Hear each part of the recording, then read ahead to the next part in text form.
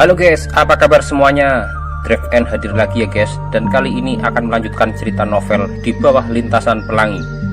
Oh ya, buat kawan semua yang penasaran dengan cerita Di Bawah Lintasan Pelangi pada bagian sebelumnya, bisa tonton di part sebelumnya ya.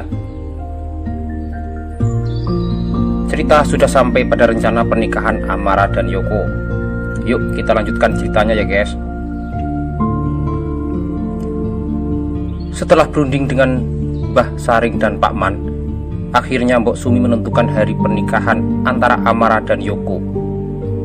Yoko merasa tidak habis pikir dengan kenyataan yang dihadapinya. Ia tidak pernah menyangka jika pada akhirnya bakal jadi suami Amara. Jangankan menjadi suami beneran, membayangkannya saja tidak berani.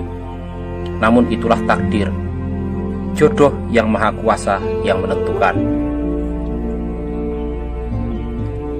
Sehari menjelang acara pernikahan, rumah Mbok Sumi sudah ramai dengan kedatangan para warga yang rewang atau membantu segala keperluan, termasuk memasang segala peralatan dan memasak. Mbok Sumi memang ingin melangsungkan pernikahan putra tunggalnya dengan meriah. Ia tidak ingin menyia-nyiakan kesempatan mendapatkan menantu dari seseorang gadis yang banyak dikagumi oleh warga desa. Menjelang siang, warga yang sedang berada di rumah Mbok Sumi dikagetkan dengan kehadiran beberapa polisi yang mendampingi seseorang yang berwajah tampan dan sangat rapi. Pak Man menyambut kedatangan mereka dengan penuh tanda tanya. Laki-laki tampan itu mengaku sebagai omnya Amara yang ingin bertemu dengan keponakannya.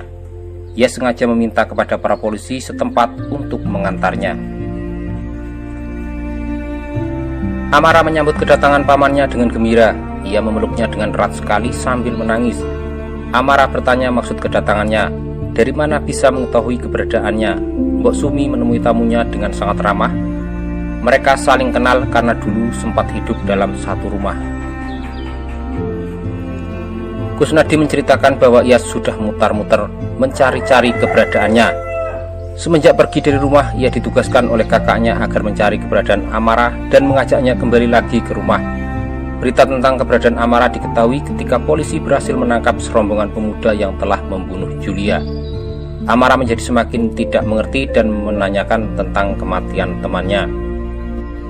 Kemudian Amara bercerita kepada pamannya bahwa dirinya terpaksa pergi dari rumah karena memang diusir oleh ayahnya, bahkan sudah dianggap tidak punya anak yang bernama Amara lagi.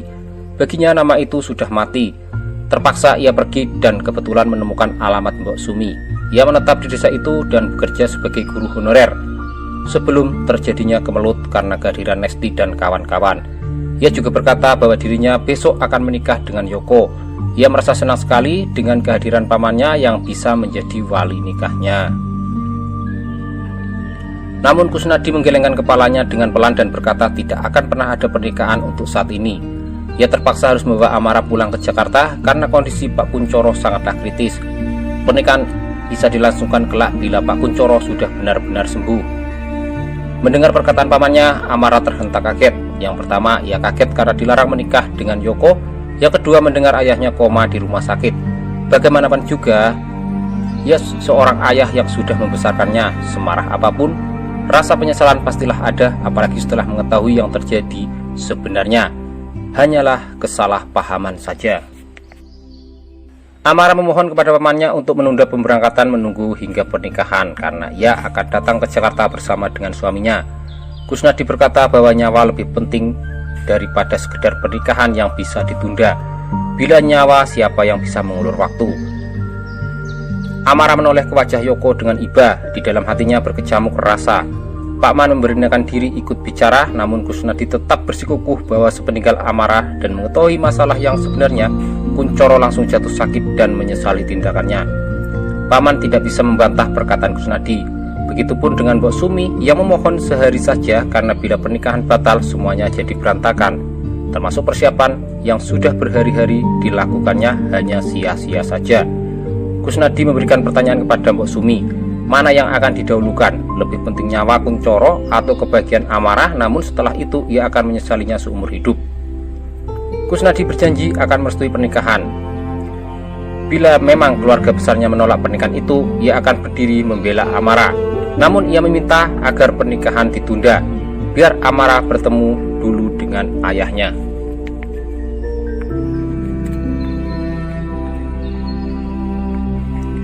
Tidak ada yang tahu dengan apa yang akan terjadi, bahkan sesuatu yang sudah dipersiapkan dengan matang saja bisa berantakan. Itulah yang terjadi pada Amara. Mau tidak mau ia harus ikut pamannya kembali ke Jakarta. Ia meminta izin kepada pamannya agar membawa Yoko karena ia tidak ingin berpisah dengan calon suaminya. Kusnadi melarang. Ia takut dengan hadirnya Yoko di Jakarta justru akan memperparah sakit ayahnya. Amara tidak bisa berbuat apa-apa. Amara memeluk Yoko dengan erat dan berkata bahwa setelah semuanya selesai, ia akan datang lagi untuk melangsungkan pernikahan. Yoko hanya bisa memejamkan matanya dan berkata bahwa Amara harus melupakannya. Tidak ada pernikahan di antara mereka. Kembalilah ke kota dan hiduplah dengan bahagia. Ia akan ikhlas menerima kenyataan. Orang kaya memang punya kuasa dan semaunya sendiri memperlakukan orang kecil yang dianggap lemah. Ia menyesal karena Amara sepertinya mempermainkan pernikahan. Amara menangis keras dan memohon pengertian dari calon suaminya. Ia tidak bisa memilih.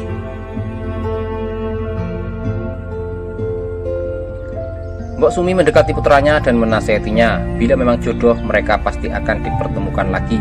Bila tidak sekarang mungkin nanti. Dan semua ini sudah kodrat ilahi.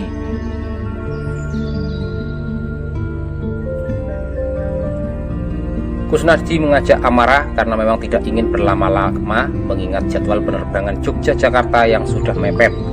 Amara tetap menangis sambil melangkah meninggalkan rumah Mbok Sumi. Semua warga melepas kepergiannya dengan derian air mata. Mereka ikut sedih. Yoko tak berdaya, ia jatuh pingsan. Warga segera menolongnya. Mbok Sumi menangis histeris. Ia merasa derita yang dialami putranya. Selain sakit hati, pasti juga rasa malu yang tiada terkira. Bila pernikahan itu tidak akan terjadi, maka Amara sudah benar-benar mempermainkan perasaannya. Sebulan telah berlalu dari kejadian itu. Pernikahan yang batal dan menyisakan beban derita yang tiada akhir. Sejak saat itu Yoko menjadi pemurung dan tidak pernah mau bergaul dengan siapapun. Ia lebih memilih menyendiri. Ia mencoba tetap ikhlas apapun yang terjadi, namun bayangan wajah Amara tidak pernah mau pergi dari benaknya. Semakin dilupakan, justru semakin melekat.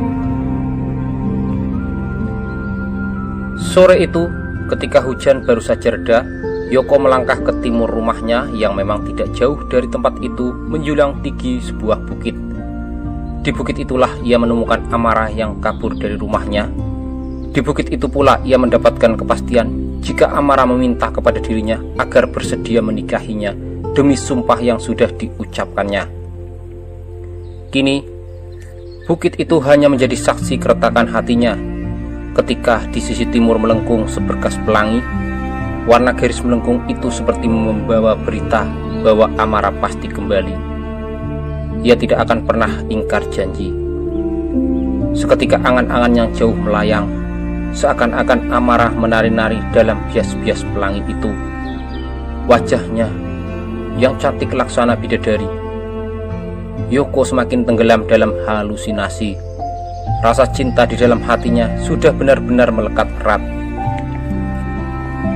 Ia merentangkan tangannya, kemudian berteriak dengan keras untuk menghempaskan keluh kesah di dalam hatinya. "Aku datang untukmu, Yoko." Yoko membuka matanya. Ia seperti sedang berada dalam mimpi ketika suara itu terdengar. Apakah aku benar mendengar suara itu? Yoko masih tidak percaya. Kemudian ia membalikkan badannya. Ia terhentak kaget ketika di hadapannya berdiri sosok wanita cantik yang memang sudah tidak asing lagi. Yoko memandangnya dengan tanpa berkedip. "Apakah aku sedang tidak bermimpi?" ucapnya lirih. "Kau tidak akan memelukku," ucap wanita itu sambil tersenyum. "Amara?" Yoko langsung berlari menyambut tubuh Amara dengan pelukan hangat penuh kerugian. Ia baru menyadari jika wanita itu benar-benar Amara, bukan hanya dalam halusinasinya saja. "Kau datang lagi?" Yoko masih tidak percaya. "Aku bidadari, Aku pasti akan tepati sumpahku. Bagaimana dengan ayahmu? Yoko tetap masih penasaran. Ayahku adalah calon mertuamu. Sekarang dia menunggumu di rumah. Ayo kita kembali. Amara melepaskan pelukan, kemudian lari meninggalkan Yoko yang masih belum sepenuhnya percaya pada apa yang terjadi. Namun akhirnya ia ikut lari mengejar wanita yang selama ini memang menjadi pusat kegelisahannya.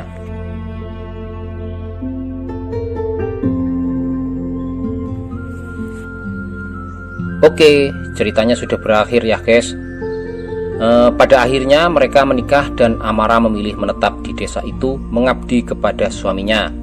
Keluarga besar Amara menyetujui pernikahan itu, walaupun pada akhirnya hidup mereka terpisah jarak yang jauh. Oke, sampai jumpa lagi di ulasan cerita novel berikutnya. Terima kasih.